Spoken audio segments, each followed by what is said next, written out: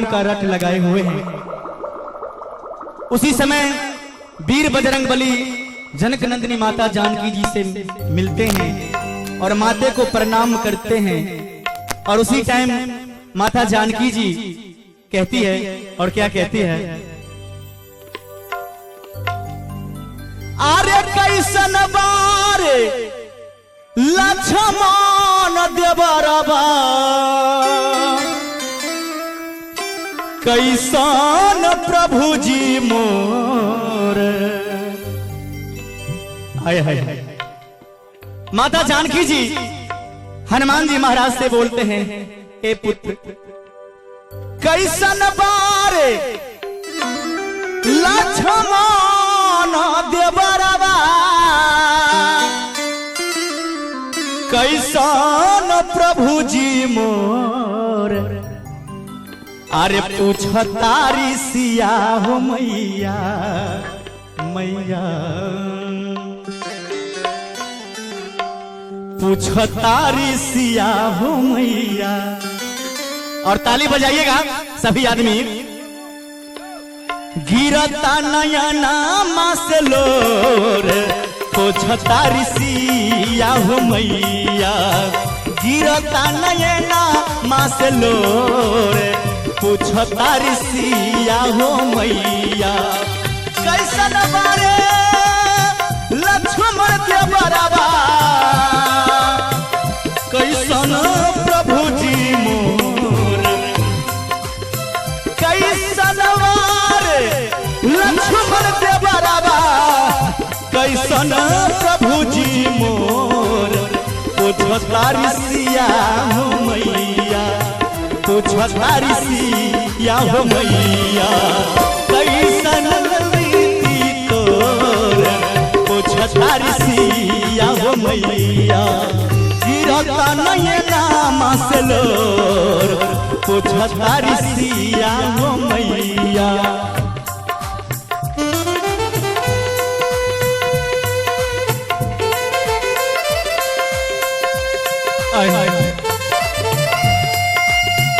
बोले हनुमान जी महाराज की।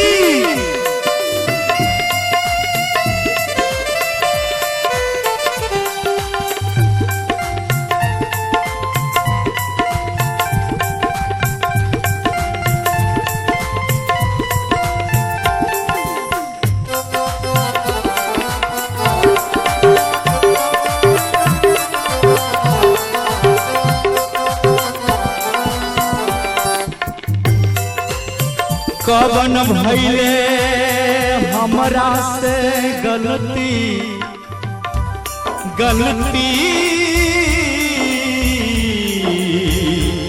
गलती।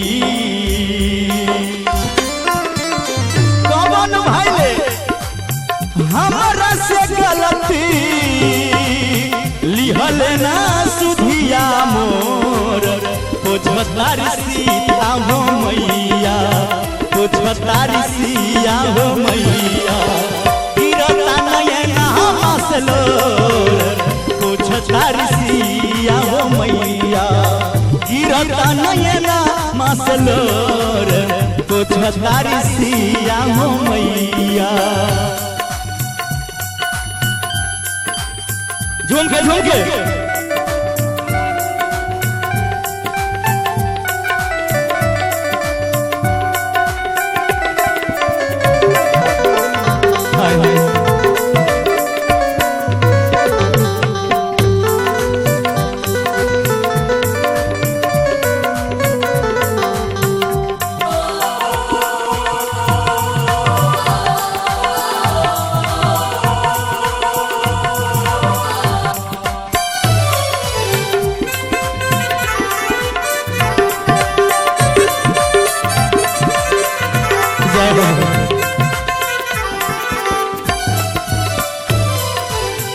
केतना ले सही हम विपतिया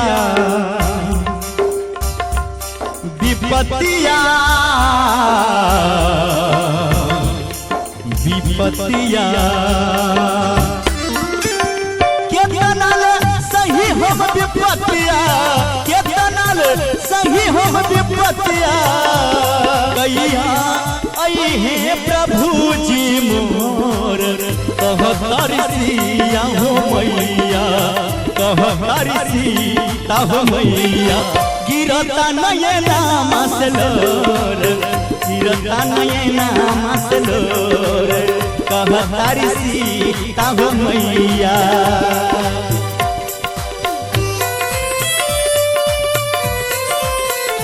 जय जय जय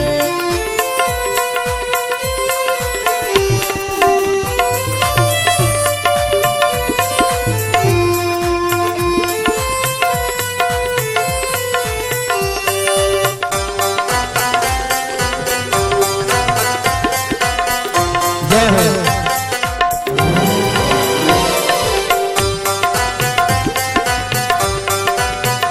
आए हैं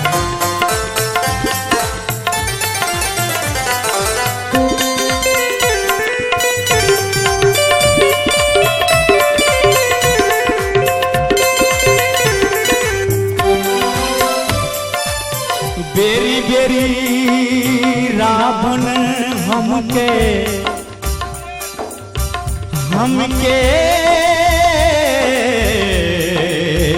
आके बेरी बेरी रावण आके बोलेला बोलिया के बोल बेरी बेरी रावण आके बोलेला बोलिया के बोल रावण के बोली से हमके रावण के बोली से हमके हर के लछतिया मोर रावण के बोली से हमके हर के लछतिया मोर रावण के बोली से हमके कैसन वारे लक्ष्मण देवरवा